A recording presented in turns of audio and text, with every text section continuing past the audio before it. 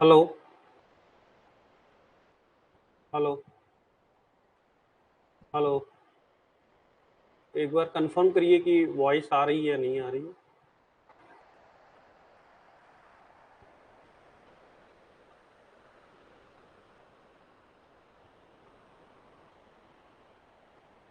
Hello. Hello.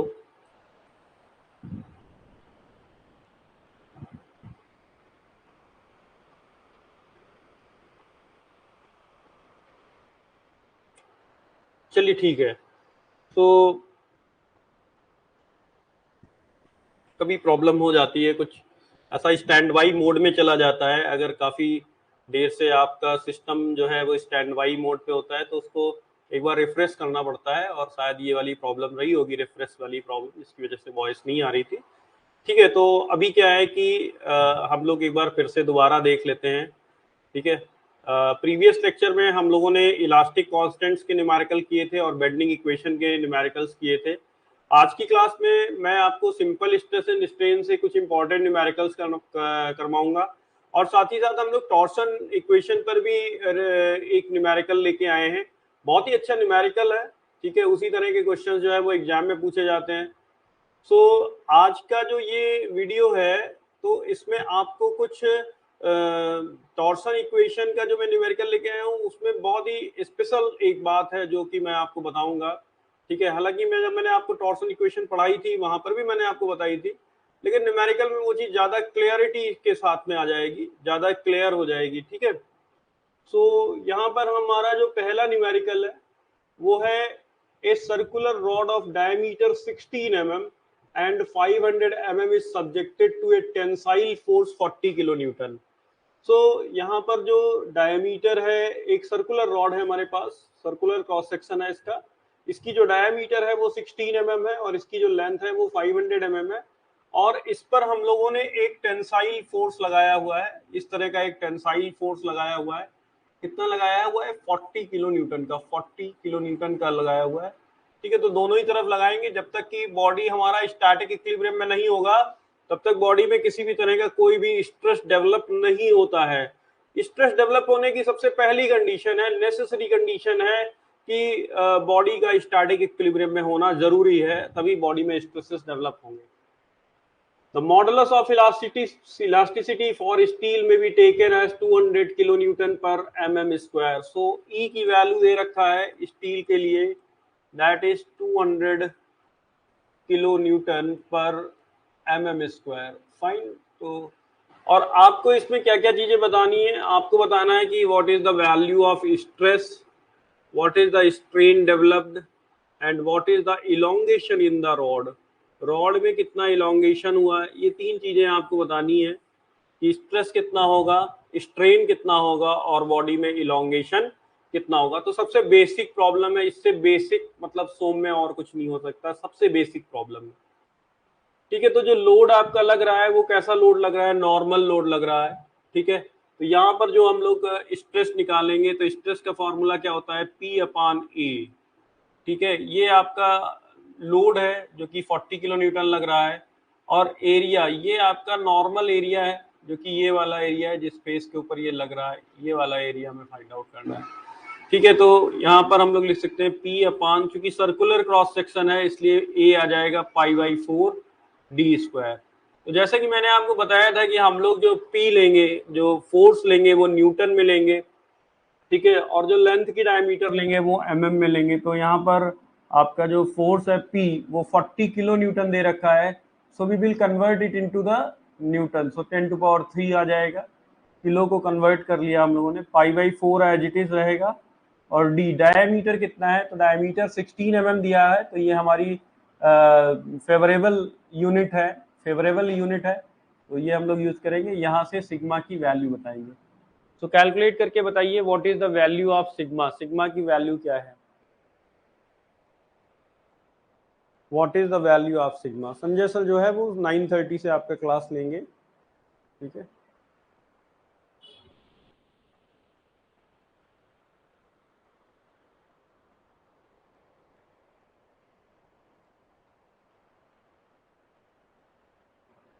Comment करके बताइए what is the value of sigma.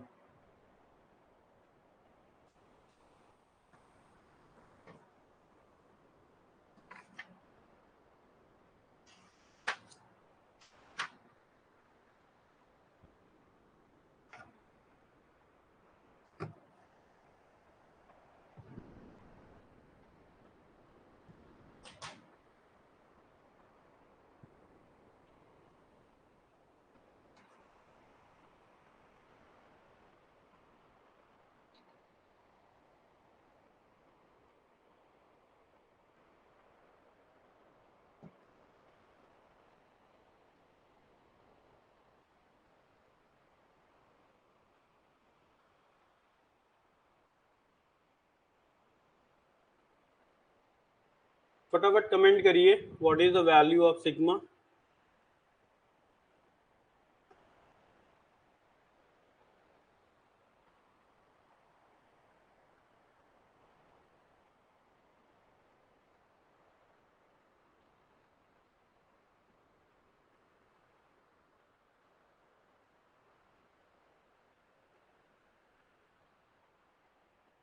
One 198.94।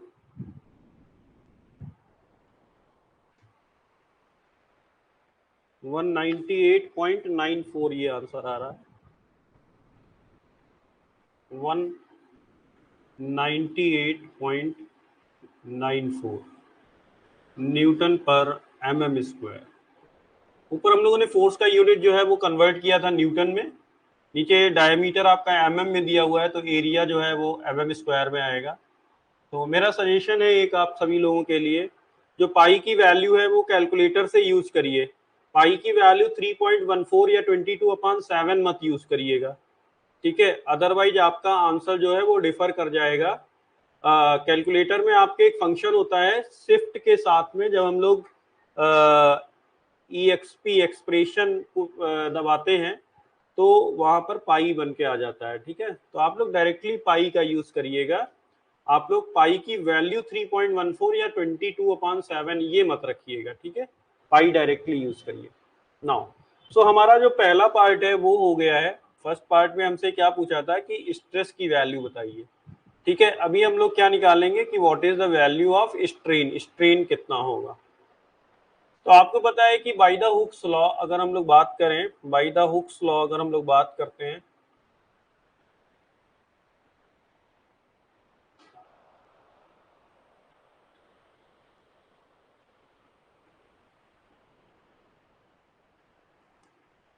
By the Hooke's law, Hooke's law के हिसाब से अगर हम लोग बात करते हैं तो आपको पता है कि जो नॉर्मल स्ट्रेस होता है वो नॉर्मल स्ट्रेन के डायरेक्टली प्रोपोर्शनल होता है, और जब हम लोग ये प्रोपोर्शनैलिटी साइन हटाते हैं तो वहां पर एक कांस्टेंट आता है जिसे हम लोग मॉडुलस ऑफ इलास्टिसिटी कहते हैं। तो वहीं से हम लोगों को ये फॉर्मूला मिलता है कि sigma is equals to E epsilon. तो हमें यहाँ पर क्या निकालना है, एप्सिलॉन निकालना है, दैट मीन्स कि स्ट्रेन निकालना है। So strain will be equals to sigma upon ई।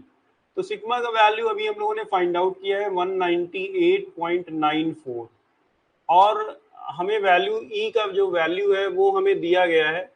सो ई का वैल्यू आप लोग देख सकते हैं कि ई का वैल्यू कितना दिया गया है। तो ई का वैल्यू दिया गया है 200 kilo newton per mm square. So हम लोग इसको चेंज करेंगे, जो किलो न्यूटन में वैल्यू दी गई है उसे हम लोग चेंज करेंगे।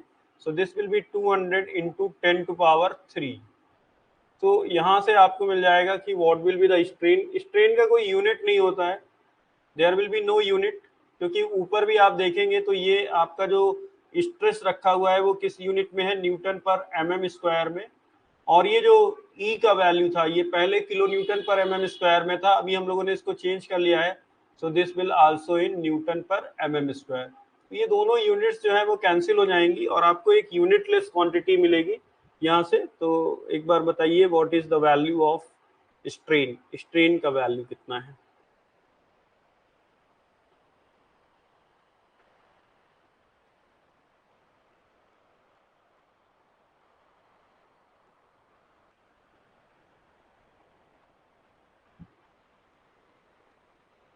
So this value comes 9.947 into 10 to power minus 4।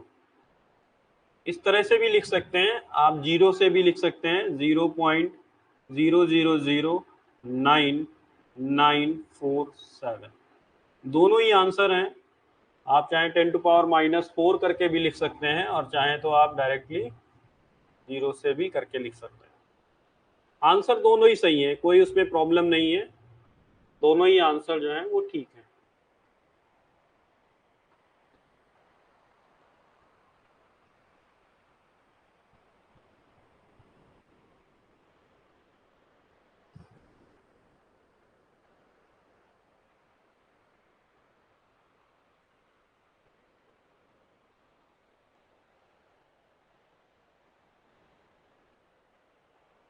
आप लोगों का आंसर आ गया है।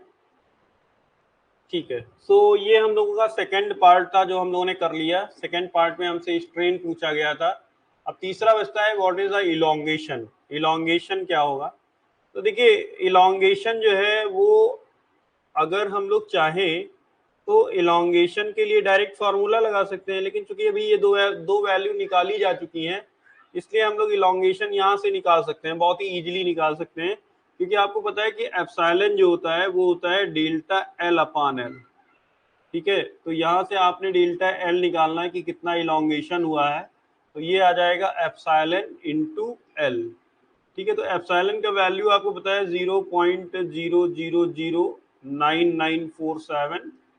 ठीक है, और लेंथ कितनी दे रखी है, तो एक बार देख लीजिए लेंथ कितना है। 500 mm का लेंथ दे रखा है, तो मल्टीप्लाइड बाई 500 कर देंगे। So you will get the elongation in mm। आपको जो इलोंगेशन मिलेगा उसको किस में मिलेगा? mm, क्योंकि स्ट्रेन की तो कोई यूनिट नहीं है, एप्सिलॉन की तो कोई यूनिट नहीं होती है, और जो लेंथ की यूनिट होगी वही आपकी किसकी लेंथ यूनिट हो जाएगी? Delta L. ऑब्वियस सी बात है, चेंज इन लेंथ है तो लेंथ में कितना परिवर्तन हो रहा है ये तो आपका उसी में निकल के आएगा जिसमें आप लेंथ पुट करोगे। ठीक है, तो यहाँ से आपको वैल्यू मिल जाएगी। सो दिस इज मल्टीप्लाइड बाई 500, और यहाँ से आपको मिल जाएगा 0.497, 0.497। आप इसे थोड़ा सा अप्रोक्सीमेट भी कर सकते हैं, दिस इज 0.5 mm, 0.5 mm। सो ये आपकी वैल्यू निकल के आ सकती है 0.5 mm।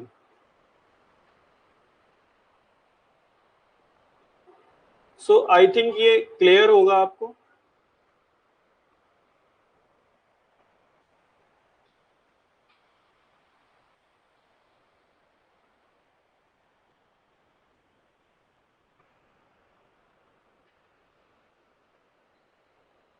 ओके या क्लियर, कुछ टाइप कर दीजिए।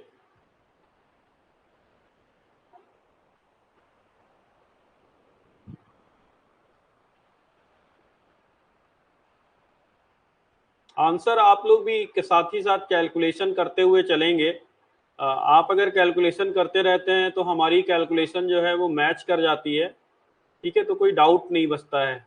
अच्छा, मैं ये कह रहा था कि अभी क्या है ना कि इस क्वेश्चन में हमें तीन चीजें निकालने के लिए बोला गया था। हमें स्ट्रेस निकालना था, हमें स्ट्रेन निकालना था, देन हमें इलोंगेशन निकालना था। ठीक है, तो हम लोगों ने स्ट्रेन का फॉर्मूला लगाया और डायरेक्टली हम लोगों ने क्या किया, वहां से हम लोगों ने इलोंगेशन फाइंड आउट कर लिया। ठीक है, अगर सपोज करिए कि आपको ना मतलब स्ट्रेस और स्ट्रेन नहीं निकालना है, और इस क्वेश्चन में यही कहा जाता है कि डायरेक्टली आप क्या निकालिए? इलोंगेशन निकालिए। इस क्वेश्चन में आपसे कहा जाता है कि डायरेक्टली इलोंगेशन निकालिए। तो आपको पता है कि इसका जो क्रॉस सेक्शनल एरिया है that is uniform. Cross sectional area कैसा है? यूनिफॉर्म क्रॉस सेक्शनल एरिया है। तो यूनिफॉर्म क्रॉस सेक्शनल एरिया के इलोंगेशन का हम लोगों ने एक फॉर्मूला डिराइव करके रखा है। ठीक है, तो उस फॉर्मूले का आप यूज करेंगे, and that formula is delta L is equals to P L upon A E, P L upon A E. So ये डायरेक्ट फॉर्मूला है, इसमें आपको स्ट्रेस नहीं निकालना है, इसमें आपको स्ट्रेन नहीं कैलकुलेट करना है। आप जो है वो डायरेक्टली जो है वो इलोंगेशन कैलकुलेट कर सकते हैं। ठीक है, सपोज करिए कि इस क्वेश्चन में आपसे सिर्फ इलोंगेशन पूछा जाता, अगर मैं इस क्वेश्चन को करता तो मैं डायरेक्ट फार्मूला लगाता। मैं क्यों स्ट्रेस निकालूं, मैं क्यों स्ट्रेन निकालूं, मेरे पास कैलकुलेशंस कितनी ज्यादा हो जाएंगी। मुझे सिर्फ एक कैलकुलेशन करनी है यहाँ पर। ठीक है, तो एक बार आप लोग इस फॉर्मूले का भी यूज करेंगे, हम लोग इस फॉर्मूले से भी हम लोग निकालेंगे कि what will be the elongation. ठीक है, तो delta L is equal to P L upon A E. P आपको कितना दिया गया है? So this is 40 kilo newton है, तो 10⁻³ कर लूंगा। लेंथ आपको 500 mm में दिया गया है, तो मुझे 500 mm चलेगा। ए की वैल्यू π/4 डी स्क्वायर है, तो डी कितना दिया हुआ है? डी कितना दिया हुआ है? 16 16 mm दिया हुआ है। डी का वैल्यू दिया हुआ है 16 mm। ठीक है, so this value come 16 square. E का वैल्यू 200 इंटू 10⁻³ कर लूंगा, तो वो आपका न्यूटन पर mm स्क्वायर में आ जाए। सारी वैल्यूज आपको किस में रखनी है? न्यूटन पर mm स्क्वायर में ही रखनी है। किस में रखनी है? Newton per mm square. तो आप देखोगे यहाँ से 10⁻³ कैंसिल हो जा रहा है, ठीक है।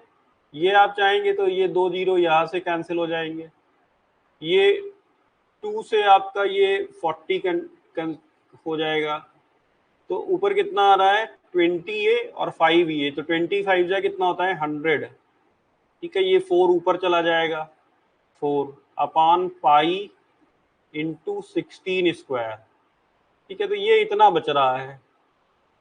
थोड़ा सा देखिए क्या होता है ना कि बहुत ज्यादा आप ना कैलसी के ऊपर रिलाई नहीं करिएगा।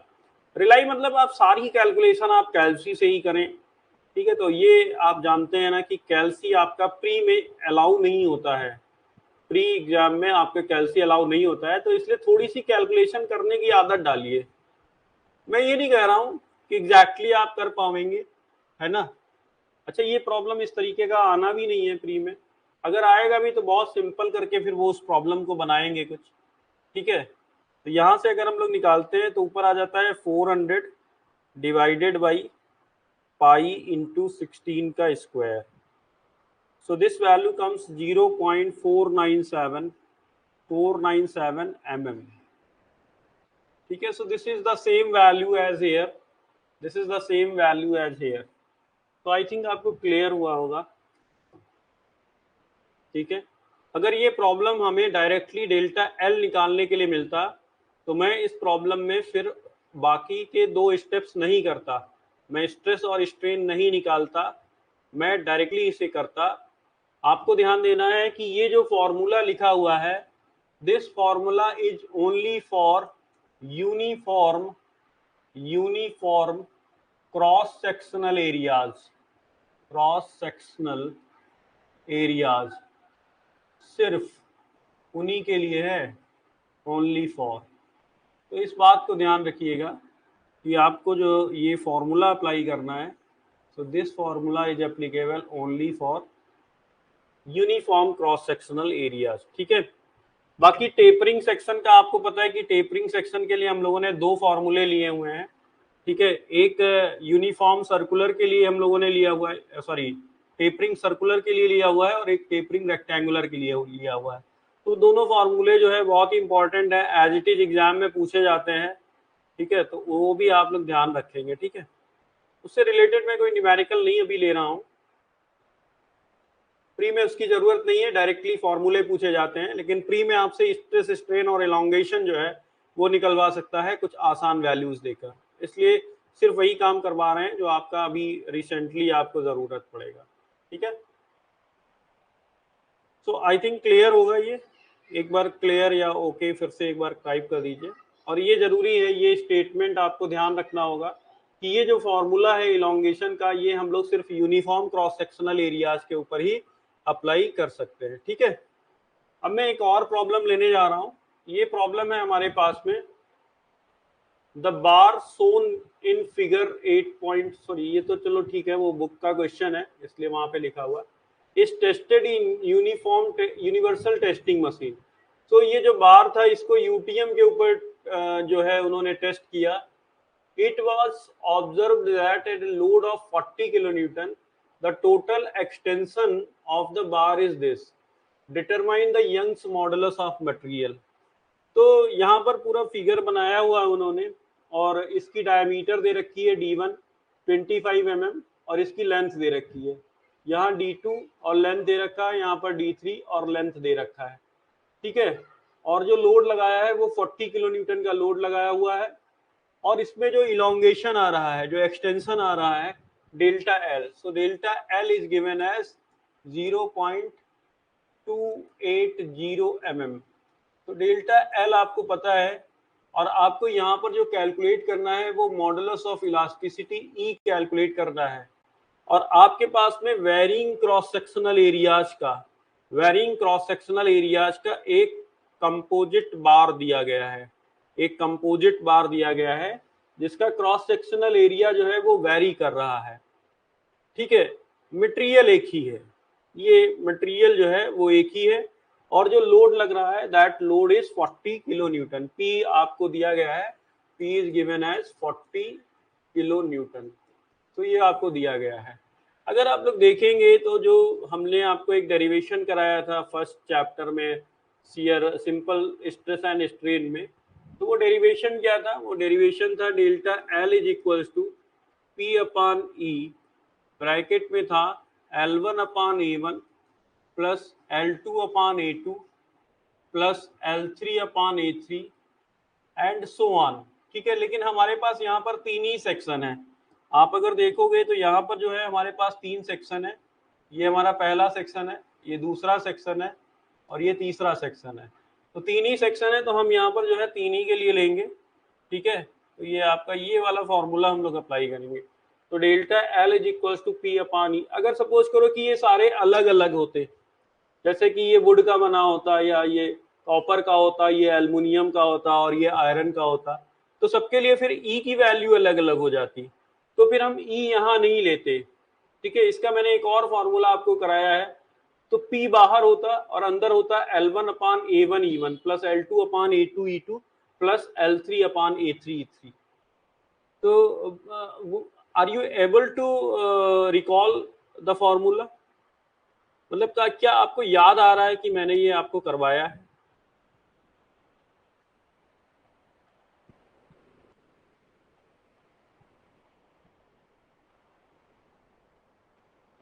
यस और नो?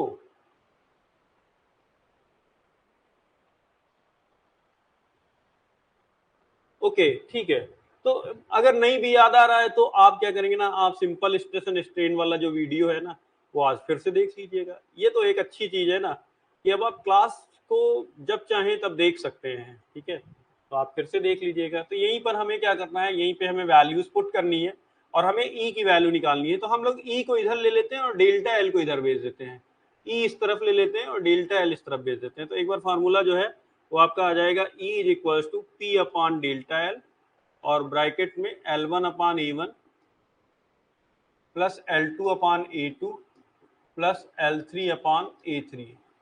अच्छा, मैं यहाँ पर थोड़ा सा अभी वैल्यूज पुट करने से पहले मैं थोड़ा सा यहाँ पर थोड़ा और सिंप्लीफाई करना चाहता हूँ। देखो, ये सारे के सारे जो हैं वो सर्कुलर है क्योंकि सब में डायमीटर दे रखा है। इसकी भी डायमीटर 25 mm है। ठीक है, इसकी डायमीटर 25 mm है, इसकी डायमीटर 20 mm है और इसकी भी डायमीटर 20। तो सारे के सारे सर्कुलर हैं, तो एरिया जो होगा ना वो सर्कुलर वाला एरिया होगा। तो मैं क्या करता हूँ, मैं एक बार पहले यहाँ पे फॉर्मूला अपना थोड़ा सा ही कर लेता हूँ। तो ये आ जाएगा P अपान डेल्टा एल। अंदर आप देखोगे ना तो ये आ जाएगा L1 अपान A1 क्या होगा, pi by 4 D1 square plus L2 upon pi by 4 D2 square plus L3 upon pi by 4 D3 square. ठीक है, अब मैं बार बार पाई बाई 4 से क्यों मल्टीप्लाई करूं? मैं पाई बाई 4 क्या कर रहा हूं, नीचे से कॉमन ले रहा हूं। अगर मैं पाई बाई 4 कॉमन लूंगा तो ये आ जाएगा P upon delta L into pi by 4 और ब्रैकेट के अंदर आ जाएगा L1 अपान D1 स्क्वायर प्लस L2 अपान D2 स्क्वायर प्लस L3 अपान D3 स्क्वायर। अब हम लोग वैल्यूज पुट करेंगे। ठीक है, तो ये जो 4 है ये ऊपर चला जाएगा, ये पाई बाई 4 वाला जो 4 है वो ऊपर चला जाएगा। तो 4 इंटू पी, पी का वैल्यू कितना दिया हुआ है, तो 40 किलो न्यूटन दिया हुआ है। एक बार वैल्यूज आप लोग देख लीजिए सारी। 40 किलो न्यूटन दिया हुआ है। डेल्टा एल का वैल्यू 0.28 दिया हुआ है। ठीक है, ये आपका 25। हम लोग क्या करते हैं ना, इसको थोड़ा सा नीचे भी ले लेते हैं, ये वाला जो प्रॉब्लम है।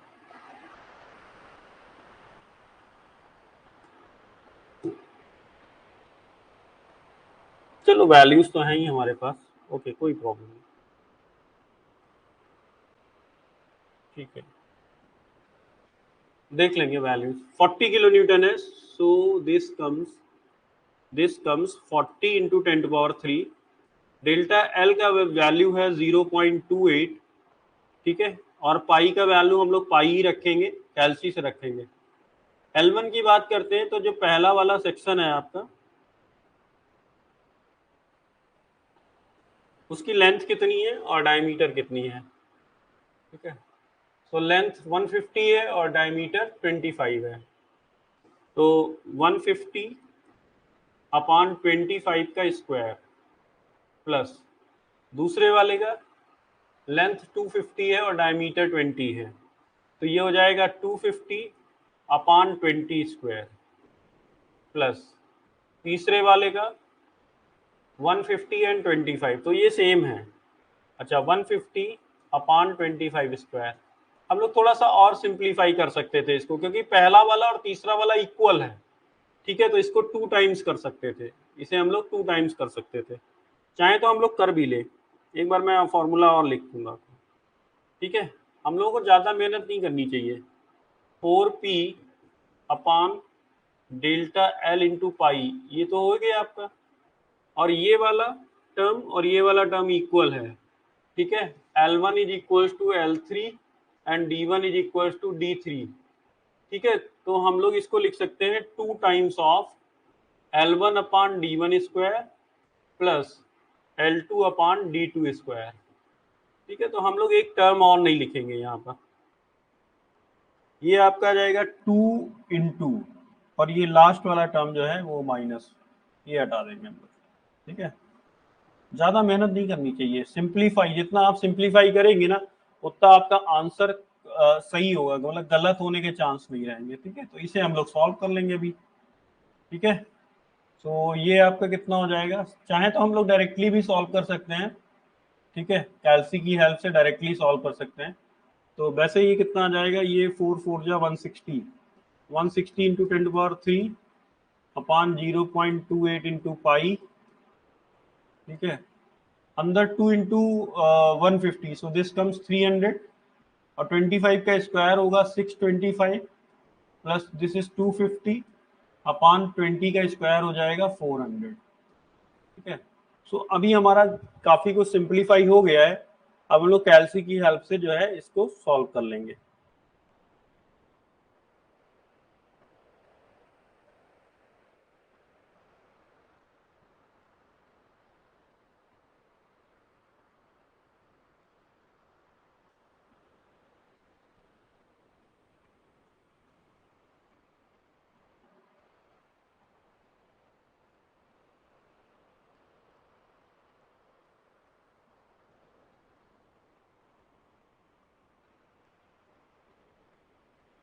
So this value comes 200,989.956, this comes Newton/mm², Newton/mm²।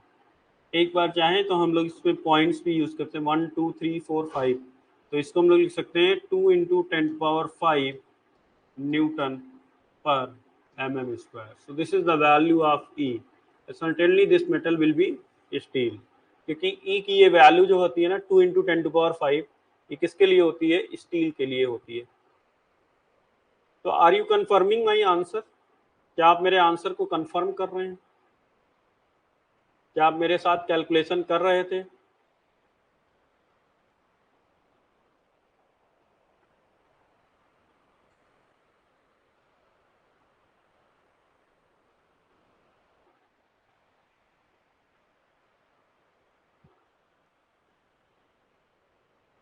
Okay, ठीक है। सो ये हमारा प्रॉब्लम जो है वो सॉल्व हो गया है। आपने देखा, अगर हम यहाँ पर π/4 नहीं लेते तो फिर हम यहाँ पे काफी ज्यादा टफ कैलकुलेशन हो जाती, जबकि आप देखिए यहाँ तक तो कैलकुलेशन हम खुद करके चले आए। अभी काटना चाहते तो काट भी सकते थे, ठीक है, कट जाता, आराम से कट जाता, 25 से ये भी कट जाता, ये भी कट जाता, नीचे भी कट सकता था, ठीक है, थोड़ा सिंपल कर सकते थे। लेकिन चलो ठीक है, यहाँ तक इस लेवल तक क्या होता है ना, गलत होने के चांसेस आपके, ये जो आंसर आ रहा है ना ये खुद बता रहा है कि मैं सही हूं, आंसर ऑलवेज टेल्स कि मैं सही हूं। अगर ये वैल्यू इस फॉर्म में आ रही है 2 इंटू 10⁵ Newton/mm², तो दैट मीन्स कि ये ई की वैल्यू होती है, स्टील के लिए होती है, ठीक है। आप लोग भी इस तरह से क्वेश्चंस करोगे तो आपको भी आइडिया हो जाएगा कि ये मेरा आंसर जो निकल के आया है ये ठीक है, ठीक है। चलिए अब हम लोग नेक्स्ट प्रॉब्लम लेते हैं। नेक्स्ट प्रॉब्लम है आपके सामने ये प्रॉब्लम जो है वो टॉर्सन की प्रॉब्लम है, और बहुत ही इंपॉर्टेंट प्रॉब्लम है, बहुत ज्यादा इंपॉर्टेंट प्रॉब्लम है। अच्छा, है क्या कि आप जो है इसको एक बार देख लीजिए, क्वेश्चन को मैं बीच में ले आया हूं, आप देख लीजिए इस क्वेश्चन को। नहीं समझ में आएगा तो मैं आपको पूरा पढ़ दूंगा इसको, ठीक है, आप उसका टेंशन नहीं लीजिए। Determine the diameter of solid shaft. एक सॉलिड शैफ्ट है जिसका हमें डायमीटर निकालना है, which will transmit 450 kilowatt. 450 kilowatt, watt किसका यूनिट होता है? पावर का यूनिट होता है। और शैफ्ट का काम क्या है? पावर को ट्रांसमिट करना या मोशन को ट्रांसमिट करना। तो यहाँ पर कितना पावर ट्रांसमिट कर रही है शैफ्ट, कितना पावर ट्रांसमिट कर रही है, तो P हमें दिया गया है। P is given as 450 kilowatt, 450 kilowatt, ठीक है, एट 300 आरपीएम। N का वैल्यू दिया गया है 300 RPM, 300 RPM. The angle of twist must not exceed 1 degree per metre length. इस बात को समझना बहुत जरूरी है, क्योंकि यहाँ पे क्या कर रहा है, यहाँ पे आपको दो वैल्यूज दे रहा है। वो कह रहा है कि अगर एंगल ऑफ ट्विस्ट जो है वो आप 1 डिग्री ले रहे हो तो लेंथ कितनी लोगे? 1 मीटर, है ना। 1 मीटर लेंथ के लिए जो एंगल ऑफ ट्विस्ट है वो 1 डिग्री से ज्यादा नहीं होना चाहिए। तो यहाँ पर दो पैरामीटर के लिए उसने बात कर दी। एक तो उसने कहा कि आप लेंथ ले लो 1 मीटर, और इस लेंथ के लिए थीटा का वैल्यू ले लो 1 रेडियन।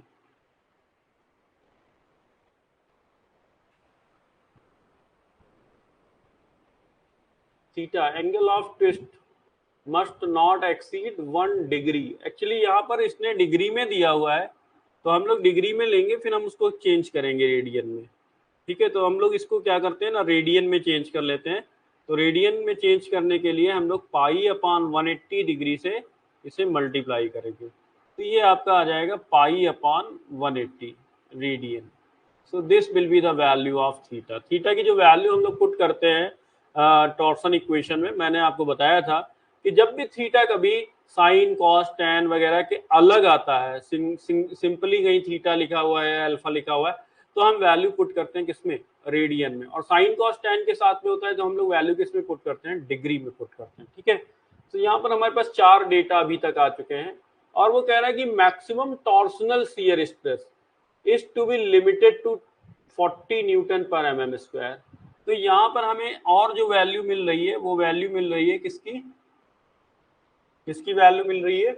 हमें टाउ की वैल्यू दे रहा है। टाउ की वैल्यू कितनी दे रहा है? 40 newton per mm square, 40 newton per mm square, ठीक है। और हमें जी का वैल्यू दिया हुआ है, उसने बोला है कि एज्यूम जी, जी मतलब modulus of rigidity. So modulus of rigidity कितना दे रहा है? 80 kilo Newton, 80 kilo newton per mm square. सो ये हमारे सारी वैल्यू दे रखी है। तो आपने देखा कि क्वेश्चन से किस तरीके से गिवन डेटा को बाहर निकालना होता है। अब यहाँ पर अगर आप थीटा की वैल्यू 1 डिग्री ले रहे हो तो वो उसने लिखा भी है कि angle of twist must not exceed 1 degree per metre length of the, ठीक है। तो आपको शाफ्ट की जो लेंथ लेनी है वो कितनी लेनी है? 1 मीटर लेनी है, और तब आपको थीटा कितना लेना है? 1 डिग्री लेना है। तो हम लोगों ने 1 डिग्री लेकर उसे हम लोगों ने रेडियन में बदल लिया है। तो ये हमारे पास डेटा है, और हमें निकालना है डायमीटर। हमें क्या निकालना है? डायमीटर। अब अगर एक बार आप टॉर्सन इक्वेशन पे नजर डालिए तो टॉर्सन इक्वेशन क्या होता है? T upon J that is equal to tau upon R that is equal to G theta upon L। तो जैसा कि मैंने आपको बताया था कि ये जो है दिस इज द कॉज, ये क्या है? कारण है, और these two are the effects. इस कारण से ये इफेक्ट्स प्रोड्यूस हुए हैं। जब आप किसी शाफ्ट के ऊपर टॉर्क लगाओगे या उसे टॉर्सन के स्टेट में लाओगे तो उसमें टॉर्सनल शियर स्ट्रेस डेवलप होगा और उसमें एंगल ऑफ ट्विस्ट आएगा या उसमें ट्विस्टिंग होगी। सो एक है कारण और दो है उसके इफेक्ट। और कारण को इफेक्ट के इक्वल किया जा सकता है, इफेक्ट को इफेक्ट के इक्वल थ्योरेटिकली नहीं कर सकते, न्यूमेरिकली कर सकते हैं बट थ्योरेटिकली नहीं कर सकते। तो यहाँ पर आपके पास में दो फॉर्मूला है। पहले हम लोग जो यूज करेंगे वो यूज करेंगे T upon J that is equal to tau upon R, और दूसरा फॉर्मूला यूज करेंगे T upon J that is equal to G theta upon L। और इन दोनों फार्मूले से हमें क्या निकल के आएगा, इन दोनों फार्मूले से हमें डायमीटर निकल के आएगा। ठीक है, इन दोनों फार्मूले से हमें डायमीटर जो है वो निकल के आएगा। एक ये जो आपका क्राइटेरिया है, ये क्राइटेरिया कहलाता है stiffness criteria. This criteria is known as stiffness criteria. ऊपर वाला जो क्राइटेरिया है वो कहलाता है स्ट्रेंथ क्राइटेरिया। तो दो क्राइटेरिया है यहाँ पर, इन दोनों क्राइटेरिया से हमें डायमीटर निकल के आएगा। तो डायमीटर की दो वैल्यूज होंगी, हम कौन सी वैल्यू चूज करेंगे, हम कौन सी वैल्यू चूज करेंगे, तो इन दोनों में जो भी मैक्सिमम वैल्यू होगी, इन दोनों में जो भी मैक्सिमम वैल्यूज होगी वो हम लोगों को चूज करना है। ठीक है, एक मिनट मैं आपको इस तरीके से लिख के देता हूँ। यहाँ से D1 निकल के आ रहा है, यहाँ से D2 निकल के आ रहा है, और आपको D क्या लेना है, आपको D लेना है maximum of D1 comma D2। अब आप कहेंगे सर ऐसा क्यों करेंगे, ऐसा क्यों हम कर रहे हैं। बेटा सपोज करो कि मैं यहाँ पर, अभी देखिए अभी मैं क्वेश्चन नहीं कर रहा हूँ, मैं आपको सिर्फ समझा रहा हूँ। सपोज करिए कि ये कह रहा है कि 50 mm डायमीटर का शाफ्ट होना चाहिए, और अगर 50 mm से कम हुआ तो शाफ्ट क्या कर जाएगा, फेल कर जाएगा। 50 से कम हुआ तो शाफ्ट क्या कर जाएगा, फेल कर जाएगा। ये कह रहा है कि नहीं 60 mm का डायमीटर होना चाहिए। अगर 60 mm का डायमीटर से कम आपने लिया तो आपकी ये जो शाफ्ट है ये ट्विस्टिंग की वजह से फेल कर जाएगी, ये स्टिफनेस की वजह से फेल कर जाएगी। ठीक है, ये कह रहा है कि स्ट्रेंथ क्राइटेरिया से फेल कर जाएगी अगर आपने 50 से कम लिया। तो अब हम एक डिजाइनर हैं, तो हमारा काम क्या है, हमारा काम है कि ना इस क्राइटेरिया से फेल हो ना उस क्राइटेरिया से फेल हो, दोनों ही क्राइटेरिया से फेल नहीं होनी चाहिए। सपोज करो कि हम 55 mm का ले लेते हैं, तो 55 mm का लेंगे अगर शाफ्ट, तो इस क्राइटेरिया से तो फेल नहीं करेगा, लेकिन इस क्राइटेरिया से क्या कर जाएगा, फेल कर जाएगा। अगर हम 50 लेंगे तो इस क्राइटेरिया से फेल नहीं करेगा, इस क्राइटेरिया से फेल कर जाएगा। अगर 45 लेंगे तो दोनों फेल कर जाएगा। लेकिन अगर हम लोग 60 mm लेंगे, अगर हम लोग कितना लेंगे 60 mm लेंगे, तो ना इस क्राइटेरिया से फेल करेगी शाफ्ट और ना ही इस क्राइटेरिया से फेल करेगी। तो हमें क्या करना होता है, हमें दोनों में जो मैक्सिमम डायमीटर निकल के आती है वो मैक्सिमम डायमीटर हम लोगों को एज्यूम करनी लेनी पड़ती है। ठीक है, और यही एक डिजाइनर का काम है, वो डिजाइन करता है इस तरह से शाफ्ट को कि शाफ्ट किसी भी क्राइटेरिया में फेल ना करे। तो हमारे पास दो क्राइटेरिया है, एक आपका स्ट्रेंथ क्राइटेरिया है, this is known as strength criteria. ठीक है, और ये आपका स्टिफनेस क्राइटेरिया है। ठीक है, इन दोनों ही क्राइटेरिया से आपका शाफ्ट फेल नहीं करना चाहिए। तो सबसे पहले हम लोग कुछ वैल्यूज यहाँ पर फाइंड आउट करके रख लेंगे और फिर हम लोग इसको प्रोसीड करेंगे। ठीक है, फिर हम लोग इसको प्रोसीड करेंगे, क्योंकि देखिए अभी अलग अलग डेटा दिया हुआ है तो उसके हिसाब से पहले वैल्यूज निकालते हैं फिर फॉर्मूले लगाएंगे। ठीक है, सबसे देखिए आपको यहाँ पे दिया गया है क्या, पावर दिया गया है और n की वैल्यू दी गई है। तो पावर का फॉर्मूला क्या आता है, P is equal to 2π/NT/60, 2π/NT/60। ठीक है, तो पहले हम लोग इस फॉर्मूले का यूज करेंगे और T निकालेंगे, पहले हम लोग इस फॉर्मूले का यूज करेंगे और T निकालेंगे। ठीक है, तो यहाँ से आ जाता है P is equal to 2π/NT/60। P की वैल्यू कितनी दे रखी है, 450 किलोवाट है ना, तो किलो तो नहीं लेंगे ना, SI यूनिट में नहीं आता है, वॉट आता है SI यूनिट में। ये हो जाएगा 2π RPM। देखो RPM हम लोग सीधे रखेंगे क्योंकि हम लोगों ने ऑलरेडी 60 से डिवाइड कर रखा है, so this is 300 into T/60। तो हमें यहाँ से जो वैल्यू मिलेगी, यहाँ से हमें T की वैल्यू मिलेगी। ठीक है, तो कितनी वैल्यू मिलेगी, तो हम लोग यहाँ से थोड़ा सा सिंप्लीफाई कर लेते हैं। तो हो जाएगा 60, 65 जा 300 और 5 2 जा कितना होता है, 5 2 जा होता है 10, तो ये वाला जीरो यहाँ से हटा देंगे। ठीक है, तो यहाँ से जो T की वैल्यू आएगी, इधर सिर्फ पाई बच रहा है और इधर 45 इंटू 10⁻³ है, तो ये हो जाएगा 45 इंटू 10⁻³ अपॉन पाई। तो ये जो वैल्यू निकल के आएगी वो कितनी निकल के आएगी, 45 10⁻³ है डिवाइडेड बाई पाई कर लेते हैं, तो यहाँ से वैल्यू आ जाती है 14,323.94। ये जो वैल्यू आएगी वो आपकी न्यूटन मीटर में वैल्यू आएगी। कितनी, किसमें वैल्यू आएगी, न्यूटन मीटर में, क्योंकि हम लोगों ने SI यूनिट लेके चले। यहाँ पर हम लोगों ने वैल्यू किसमें लिया था, वॉट में वैल्यू लिया था। तो वॉट कौन सा होता है, वॉट पावर का SI यूनिट होता है, इसलिए हमें जो टॉर्क की भी वैल्यू मिलेगी, उसकी जो यूनिट हमें मिलेगी वो भी कौन सी यूनिट मिलेगी, एसआई यूनिट मिलेगी। तो यहाँ पर जो हमें यूनिट मिल रही है वो मिल रही है न्यूटन मीटर। लेकिन हमें किस में काम करना है, हमें तो न्यूटन एमएम में काम करना है। तो हम इसको क्या करेंगे, इसको चेंज कर लेंगे न्यूटन एमएम में। तो ये आ जाएगा 14323.94 इंटू 10⁻³ 10⁻³ से मल्टीप्लाई कर देंगे तो ये आपका आ जाएगा न्यूटन एमएम में। ठीक है, तो ये हमारे लिए टॉर्क की वैल्यू आ गई। अब हम लोग जे फाइंड आउट कर लेते हैं। एक बार जे निकल आएगा ना, उसके बाद में फिर हम लोग, जे क्या होता है, पोलर, जे क्या होता है, पोलर मोमेंट ऑफ इनर्शिया। ठीक है, और एक सॉलिड शाफ्ट के लिए पोलर मोमेंट ऑफ इनर्शिया की वैल्यू होती है π/32 d⁴। ठीक है, तो हमें डी तो पता ही नहीं है। ठीक है, तो ये तो हमें रखना ही नहीं है, चलो अभी तो इसकी कोई जरूरत नहीं थी। अच्छा, बाकी सारी चीजें जी एल टाउ आर वो सब कुछ दिया गया है। टाउ हमारा सिस्टम में है, जी हमारा सिस्टम में नहीं है, तो हम लोग इसको चेंज कर लेते हैं 80 into 10⁻³ Newton per mm square. ठीक है, ये हमारा किलो न्यूटन में दिया हुआ था, तो इसको हम लोगों ने चेंज कर लिया। अभी जी भी हमारा सही हो गया, थीटा भी सही है, और कौन सी वैल्यू, एल। अच्छा, एल हमारा मीटर में दिया हुआ है, तो इसको हम लोगों को चेंज करना है। तो 1 मीटर इज इक्वल टू होता है 1000 mm। तो इसको भी हम लोगों ने किस में कर लिया, mm में कर लिया। तो अब हमारा जो डायमीटर आएगा वो किस में आएगा, mm में आएगा। अब हम लोग दोनों क्राइटेरियाज का यूज करेंगे। ठीक है, तो सबसे पहले हम लोग क्या करते हैं, सबसे पहले हम लोग यूज करते हैं T/J that is equal to τ/r। ठीक है, तो T का वैल्यू अभी हम लोगों ने निकाला 14323.94 इंटू 10⁻³ अपॉन J का वैल्यू π/32 d⁴। टाउ का वैल्यू कितना दिया हुआ है, तो टाउ का वैल्यू हमें मिला है यहाँ पे 40 newton per mm square.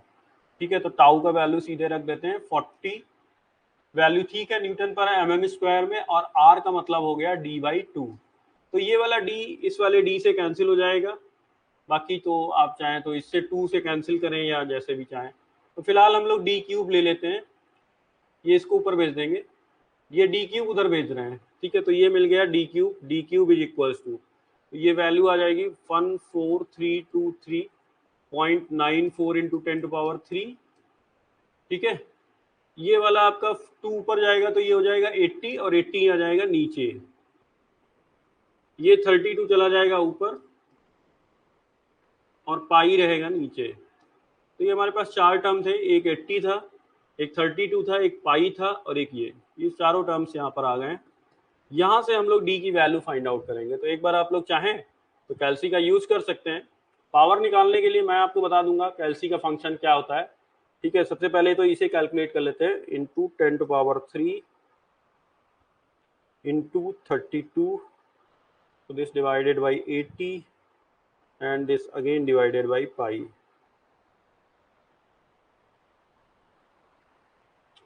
14323.94 into 10⁻³ into 32, this divided by 80 and this again divided by pi। So this value comes, d³ का वैल्यू आ रहा है 1823780.684। अभी आप क्या करिए, इसकी पावर ले लीजिए। आपको कैसे निकालना है, कैल्सी में बता देता हूँ। d इज इक्वल्स टू, ये वाली वैल्यू आप कैल्सी में आपके आई गई होगी, तो इसको आप हटाएंगे नहीं, 1823780.684। इसकी पावर ले लीजिए, ब्रैकेट लगाइए, 1/3 कर लीजिए। इधर कितना है, d³ है, तो जब आप पावर को इधर भेजोगे तो कितना आ जाएगा, पावर हो जाएगी 1/3। तो इसकी हम लोग पावर ले लेते हैं 1/3। सो ये वैल्यू आ जाती है, d की वैल्यू आ जाती है 122.177 mm। ठीक है, तो एक हमें डायमीटर प्राप्त हो गई है कि ये डायमीटर होनी चाहिए। मतलब जो पहला क्राइटेरिया है, उस पहले क्राइटेरिया से हमें डायमीटर मिल गया है कि डायमीटर कितना होना चाहिए, 122.177, ये डायमीटर होना चाहिए। ठीक है, अब हम लोग अपना दूसरा क्राइटेरिया यूज करेंगे, और दूसरे क्राइटेरिया से हम लोग निकालेंगे कि डायमीटर कितना होना चाहिए। तो सेकंड क्राइटेरिया क्या कहता है कि T/J that is equal to G θ/L। ठीक है, तो T का वैल्यू तो अगेन वही रखेंगे, 14323.94 इंटू 10⁻3। ये भी वही j की वैल्यू पाई अपान 32 d की पावर 4। g का वैल्यू कितना है, तो g का वैल्यू एक बार देख लीजिए, g का वैल्यू कितना दिया हुआ था 80 इंटू 10⁻3। g का वैल्यू कितना है 80 इंटू 10⁻3। थीटा का वैल्यू कितना है, थीटा आपका 1 डिग्री दिया हुआ था, दिस इज पाई अपान 180, पाई अपान 180। और एल कितना दिया हुआ है 1, दैट इज गिवन एज 1000। तो हम लोग यहाँ से डी निकालेंगे कि डी की वैल्यू कितनी निकल के आएगी। तो यहाँ पर पावर कितनी रहेगी 4 रहेगी, तो उसको उधर भेज देते हैं, बाकी सब टर्म एक साथ लाते हैं। तो D4 इज इक्वल्स टू, ये वाला इधर चला जाएगा, क्रॉस मल्टीप्लीकेशन पहले इसको कर लीजिए। तो 14323.94 इंटू 10⁻3 इंटू 1000, ठीक है, डिवाइडेड बाई ये 32 ऊपर चला जाएगा और ये वाला पाई जो है वो नीचे रहेगा। ये जो इधर लिखा हुआ है ये सब इधर आ जाएगा, तो ये हो जाएगा 80 इंटू 10⁻3 इंटू पाई अपान जो 180 है वो ऊपर चला जाएगा।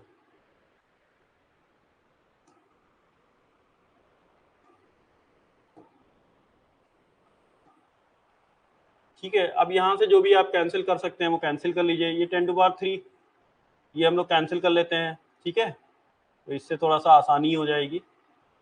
बाकी सब कैलकुलेट कर लेते हैं सीधा।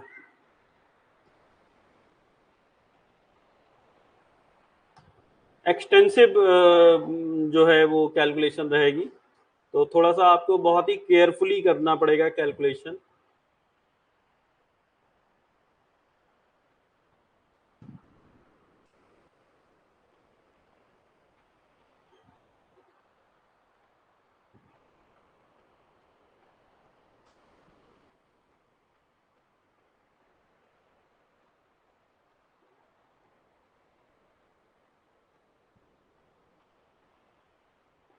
दिस वैल्यू कम्स 104,494,936, लेकिन ये वैल्यू किसकी है, डी की पावर 4 की वैल्यू है। अब हम लोग वही करेंगे, पावर क्या करेंगे 1/4 उधर लगा देंगे, तो 1/4 पावर लगा देंगे। तो यहाँ से हमें डी की जो वैल्यू मिल रही है वो मिल रही है 101.10 mm। तो ये हमें डी की दूसरी वैल्यू मिल रही है। अब देखिए ये वाला क्राइटेरिया कह रहा है, ये जो दूसरा क्राइटेरिया है, ये दूसरा क्राइटेरिया कह रहा है कि डायमीटर जो है वो कम से कम कितनी होनी चाहिए, कम से कम डायमीटर 101.1 डायमीटर होनी चाहिए। पहला वाला क्राइटेरिया क्या कह रहा है कि डायमीटर कम से कम कितना होना चाहिए, वो कह रहा है कि कम से कम 122.177 होनी चाहिए। ठीक है, तो हम एज ए डिजाइनर हम कौन सी डायमीटर लेंगे जो इन दोनों में मैक्सिमम होगी।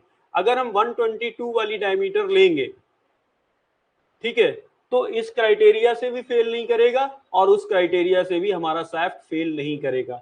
तो इसलिए जो डायमीटर आपको फाइनली जो डायमीटर लेनी है, इस आपको जो फाइनली डायमीटर लेनी है, तो वो हम इन दोनों में जो मैक्सिमम डायमीटर होगा वो हम लोग लेंगे। सो डी जो होगा that will be maximum of 122.177 और 101.10। इन दोनों में भी जो भी वैल्यू मैक्सिमम होगी वो हम लोग लेंगे। सो दिस इज 122.177 mm। ये हमारा आंसर होगा। ठीक है, आप इसके ऊपर कोई भी डायमीटर लेंगे सैफ्ट फेल नहीं करेगा, बट मिनिमम आपको इतना 122.177 जो है वो लेना पड़ेगा। एक बार कमेंट बॉक्स में आप लिखिए कि आपको समझ में आया या नहीं।